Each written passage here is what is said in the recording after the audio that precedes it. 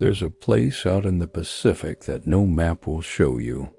No coordinates, no flag, no name.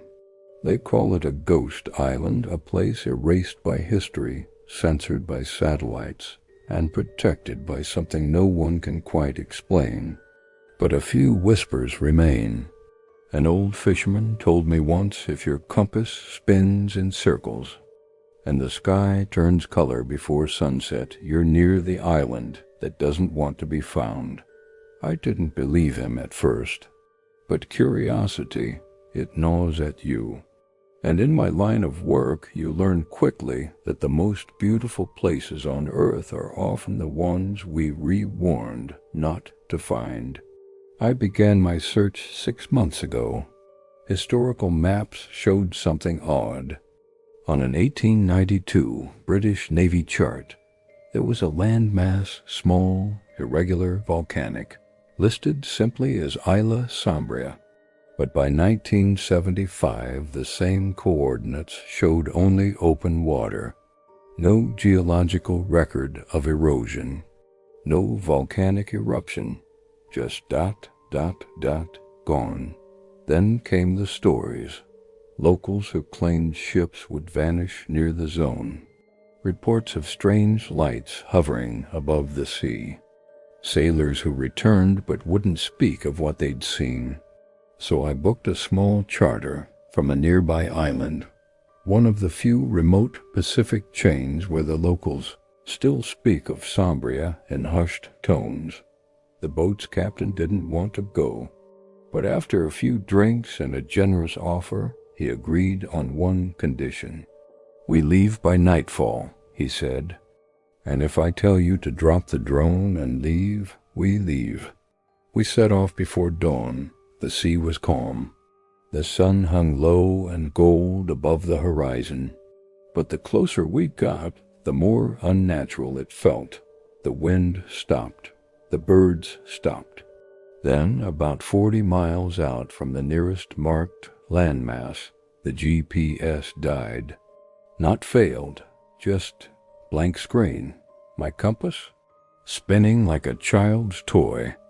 The captain wouldn't speak, just stared ahead. And then, through the mist, there it was, a jagged silhouette rising from the ocean. Towering cliffs, black stone covered in vines and thick jungle. The island was real.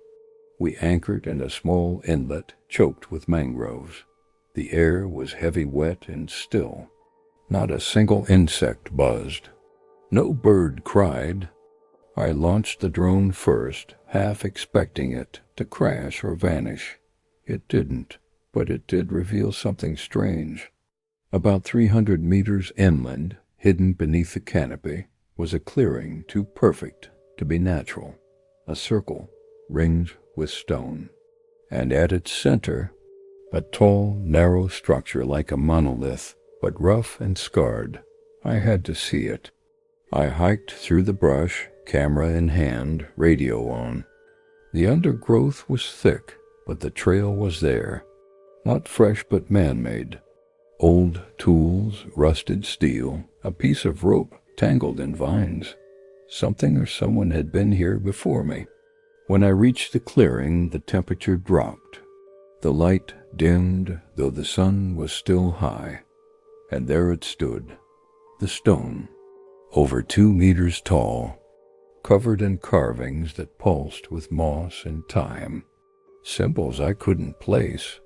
A mix of tribal and geometric, like something out of a dream. The ground around it was scorched. Not recently, but not ancient either. As I walked around it, my camera glitched just for a second. A flicker. Then the drone feed cut out. I felt something shift. The kind of shift you feel in your chest, not your ears. And that's when I heard it. Not a voice. Not a sound, just a feeling that screamed, leave. Now, I don't scare easily, but something primal took over.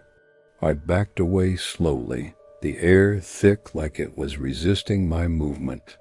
My boots sank into the earth as if the island didn't want to let go. When I reached the shoreline, the captain was already untying the boat. "We're done," he said. "Whatever you sawed, don't bring it back with you." We didn't speak on the way back. The island faded into mist, like a memory trying to erase itself. The GPS came back online exactly at the 40-mile mark. Compass stabilized. Air returned to normal. When I reviewed the footage later, everything looked clear except one thing.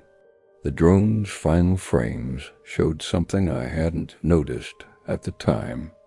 Near the monolith in the shadows of the trees, a figure stood motionless, pale, still, watching. I zoomed in, and the file corrupted. I don't know what I found on that island. I don't know who or what is keeping it hidden. But I do know this.